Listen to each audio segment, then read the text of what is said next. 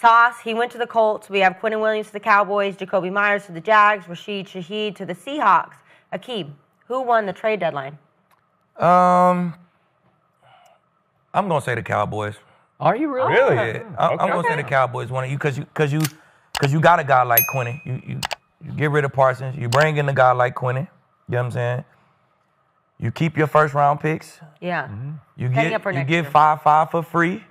And you got a ton of money still left over. So for the same reasons, man, I think the Cowboys, they in a great spot. They in a great spot to be a damn good defense. Their offense is already set.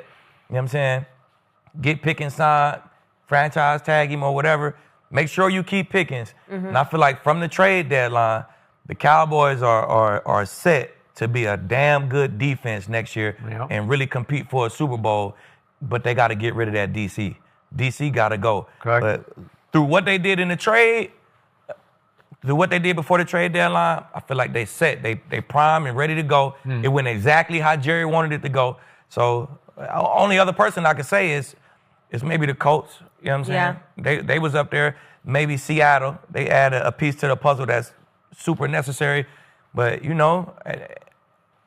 the future is bright for Dallas, in my opinion. I'm going to go with the Colts. Okay. I like what the Colts did, bringing Sauce in. Sauce, his energy has been a little low because of the way they've been losing, but he get to Indy, it's going to revitalize him, back in playoff form, back in that 2-time All-Pro form, and they need a shutdown over there. They got the rush, with Buckner or DeForest. Yeah. And, the offense is playing well. They could keep running the ball with Taylor and keep it easy for Danny Dimes. And they'll be all right. They primed to be late in the playoffs. I like them up in the playoffs with the Broncos for that AFC Championship going to the Super Bowl. And people keep talking about Sauce play like he's not strapping this year. Like, he fucking strapping this year. Like, you know what I'm saying? He gave up 2 touchdowns this year, 8 games. It's not bad. He gave up about 100 and some yards this year with 2 touchdowns. But you know how that shit, when you on a bad team, bro, your shit is just but that's just like the media just, one person said, and it just start going like, bro, that shit not facts. You know what I'm saying? You turn the tape on, Sauce is still playing at a high-ass level this year, better than a lot of these corners. You know what I'm saying? So he going to play even better in Indy. He's going to turn up even more in Indy, but it's not even close to bad this year. He gave I'm not you saying got bad one highlight, at all. you could see him getting roasted on one play this year, same post. and that shit was about 60 of his yards out of the 130 yards he gave up and one of the touchdowns. That's one play. Yeah, see, that's why I'm glad they're here, man. Because you hear that stuff. Sauce is playing bad. I watch the tape a little bit. I'm like, but then hearing from both you guys, like, no, that's Look at good his input. PFF. Nah, he definitely playing Very well. green, Skip. Yeah, it is green. I think Very it's because green. of how good he was early on, though. It's not the same in the PFF as I think he's 22nd right now out of corners, but we saw how dominant he was early on, and then he gets a 4-year, $120 million deal. You expect him to be number one in every category. It's not going to happen every time. You're going to get a lot of throws on you. Guys are going to target you sometimes. But I have 2 teams that win, or that won the trade, and neither of them are the Cowboys. The first one for me is someone in their division. I think the Eagles. I don't know how Howie Roseman keeps doing it, but he just keeps adding talent to an already talented roster. And I'll take you back even before the deadline. They went and got Tate Bigsby, a guy they needed help with. He's already made an impact against the Giants. Then they go and get Michael Carter to help out at that nickel position. Then they go and get Jair Alexander. I know he didn't have a lot of production in Baltimore, but that's still there. Yep. Yeah, and he was, he'd say bench, but he said he was rotating. They were mixing stuff up. But I think that he can start to have some more production in Philly. I think he'll be a good depth guy at the corner position. I know they've got some good players there, but the guy that really made them win the trade deadline is Jalen Phillips. That was a great pickup by Howie Roseman. Great. And they've struggled this year getting after the quarterback. Only 16 sacks on the year. That's 26 in the NFL. They get Nolan Smith back. Now you add Phillips, another layer to that too. And what tells me Howie Roseman is a genius is that Phillips was with Vic Fangio in Miami in 2023 when he was the DC. And that year, he had 6.5 sacks in the first 8 games before he tore his Achilles against the Jets. So Howie Roseman wanted us to thinking, and you guys said you can plug and play with an edge rusher, but he went into it thinking next level, okay, I know he's going to be comfortable in the scheme. He can hit the ground running from day one. He's comfortable with Vic Fangio, and Fangio knows how to use him as well. So that was a multiple layers for me when it came to that trade. And then the other team, I think, is the Seahawks. They've been the talk of the NFL. Sam Darnold's playing great. Jackson Smith and Jigba right now is probably the best receiver in the NFL based off of this season. Yeah. Cooper Kupp's been dealing with the heel injury, so they needed to add some depth. Those 2 tight ends, Barner and Arroyo, have been playing some good football. Got a rookie receiver, too. Torrey Horton, I think, is playing some good football. And now you add Rashid Shaheed to that, who's a deep threat. Sam Darnold, I promise you right now, is sitting back just rubbing his hands together saying, I can win with this. We can go make a run with this offense. You think the Seattle deal is better than the Dallas deal? I do. For right Rashid Shaheed is better than Quinnen Williams? Right now, we're talking about right now because Seattle is a contender this year. Dallas, we still have to wait and see what happens. I don't think Dallas is a contender. We're talking about this trade deadline. Now, if we talk in the offseason saying who won the trade or next year, sure, maybe you can have more of a point. But this year, in my opinion, I don't think Dallas makes the playoffs. I think Quinnen Williams will be a piece in the future. But Seattle's trying to make a run for the Super Bowl right now. Okay. And they've got some teams in the NFC they got to go beat. And they add a star receiver like that on the offensive side of the ball. It's just going to help them get better. No, I like him, and they needed him desperately because Cooper Kupp is injured, and I think he's about to be shot completely. Yeah. Because they're not even throwing him the football anymore. So they were kind of JSN or bust. So I give you that. But help me out here. Who was the most impactful, valuable player acquired at the trade deadline? Who was Quinnen? It's not even close. True, but the whole point is who won the trade deadline. We don't know what he's going to do in Dallas. That defense is already struggling. You've already got two other guys up there with Osa Odigizua and Kenny Clark. But to me, to your point, I would take Quinnen Williams slightly over Sauce, and I love Sauce, and I don't disagree with your point because they desperately needed that, and when they get Charvarius Ward back, that's huge because now you could argue you got the best tandem in football, right? Lockdowns. Yeah, 2 lockdowns, and they might just lock down all the way to the championship game, like you talked about against your Broncos. Probably be in Indy though. No, okay. I mean, you got the tiebreaker. You got 2 games. You got 2 games left against Kansas City, right? That motherfucker be 6-3. Okay, it might be. It might be. And by the way, I love it how you're always ridiculing me about using Pro Football Focus, and now you're just throwing it at me every question. Yeah, you're just looking at I'm looking at Sauce Pro Football Focus right now. Hey, QBR. QBR, yeah. We got to you the best, Skip. I try to learn something from you. Okay, all right. Now you're trying to fight fire with fire. Yeah, right?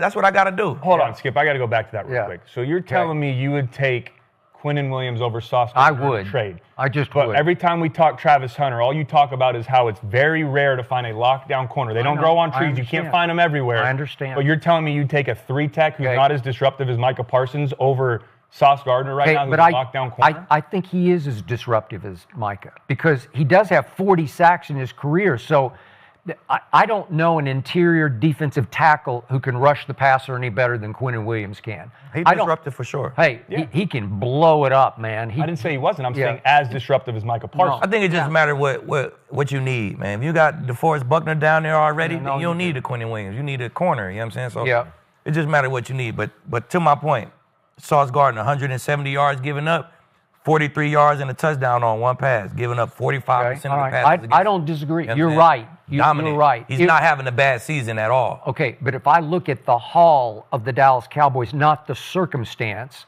although did we need all? Yeah, we needed all of it. Yeah. Quinnen Williams, what'd you call him, like Kenny Wilson or whatever? Yeah. Okay. Logan. Yeah. It's when Kenny Clark and Logan Wilson come together.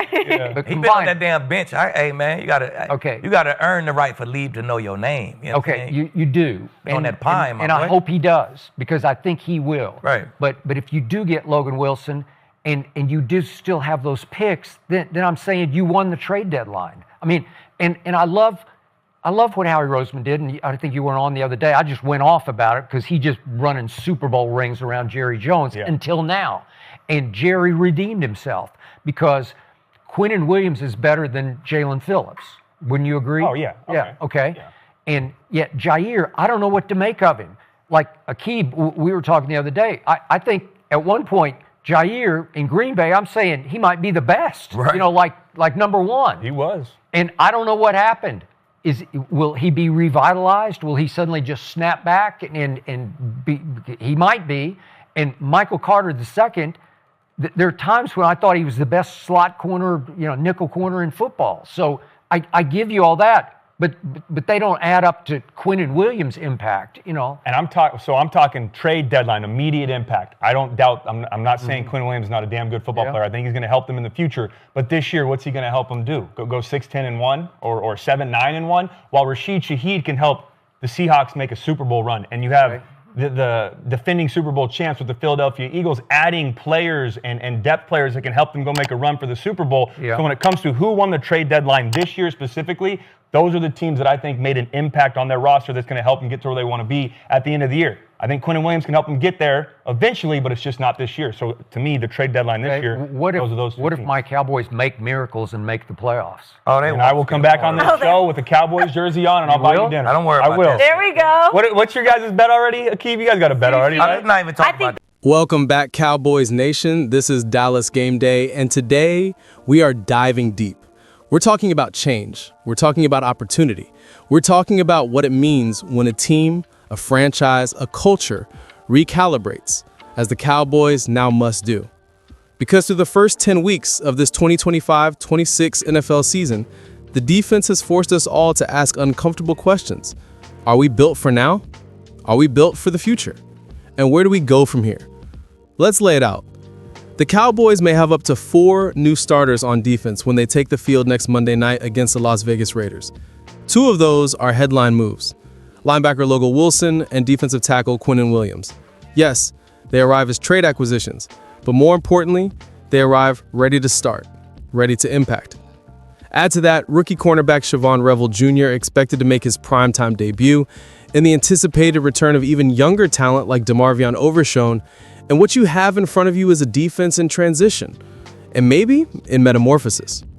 Now let's zoom out and ask, why is this happening? Why is the defense being retooled? Because the numbers demand it. Because the status quo isn't sufficient. Because this roster has aspirations. And so must every unit within it. The Cowboys' defensive issues have been glaring. Too many drives allowed, too many third down conversions given up, too many games where the offense had to fight uphill. And the solution isn't a minor tweak, it's a reset. So what happens? When Wilson and Williams step on the field, what changes? Let's break it down. First, the trenches. Quinnen Williams. Let's talk about the profile. He comes from the New York Jets, a player who has blown up inside, forced double teams, collapsed pockets. When the quarterback must step up because his pocket is shrinking, timing routes break down, check downs become hurried, the advantage shifts. The Cowboys have lacked that interior push. Williams gives us that. He gives us the kind of anchor and chaos creator needed to flip the script. The advantage? More one-on-one battles on the edge, freed rushers, fewer yards on early downs, fewer third and shorts. Second, the second level. Logan Wilson. The Cowboys address one of their most frustrating weaknesses: linebacker coverage, reaction time, sub-package effectiveness. Wilson brings veteran instincts, coverage chops, and plays designed for modern offenses. On third down, when quick passes and checkdowns kill drives, Wilson helps slow that down. He thickens the plot. He gives the defensive coordinator flexibility to deploy nickel, dime packages without being outmanned. Third, the rookie infusion. Revel Jr. is in the mix. Overshown returns. Fresh blood matters. Aligning youth with experience matters. The Cowboys are showing they are willing to trust the young, to build the future, even while keeping the present in mind. Now, yes, with opportunity comes risk. Let's address the disadvantages. The Cowboys are leaning into a 5-man front early down look when these new defenders are active. That's an aggressive call. Big advantage? More defenders up front, better run defense, clear pass for rushers. But the cost? Fewer defenders in the backfield, risk if opponents throw early, mismatch in coverage. If the offense you face exploits those matchups, you're exposed. Dallas embraces that risk because the reward might be transition to dominance. So what does this mean for the upcoming game versus the Raiders, or the rest of the season? It means this: the Cowboys are no longer passive. They're showing up. They're saying, we know where we were, we know who we didn't have, and we've moved to fix it. That shows conviction. That inspires belief. That invites hope. And yes, I want to be clear, this team's offense is still alive. The weapons are present. The quarterback knows his lanes. The star power is there. But the missing piece was defense. When your defense drags you down, the whole thing suffers. When your defense becomes a strength, you become dangerous. The Cowboys front office didn't just add players, They changed variables. They changed structure. They rekindled possibility. We have to believe. Because the Cowboys don't just play for this year, they build legacies. They don't just aim for wins, they aim for championships.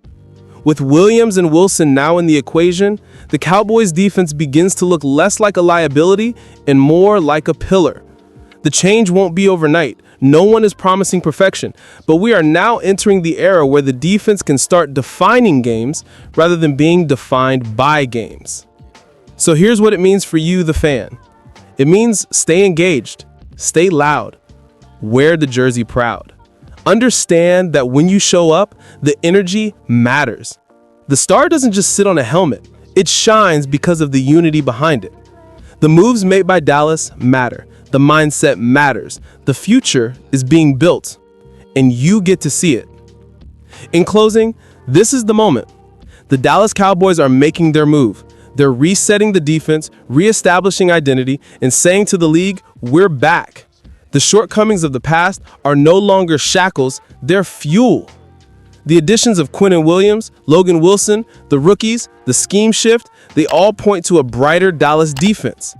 And when the defense rises, the star shines brightest. Now, I want to hear from you. Drop a comment below. Tell me what you think. Will these new starters change the narrative for Dallas this season? If you believe the star is rising again, hit like. And if you haven't yet, subscribe to Dallas Game Day so you don't miss any breakdowns, reactions, and deep dives in this journey. We ride together, we believe together, we win together. Go Cowboys!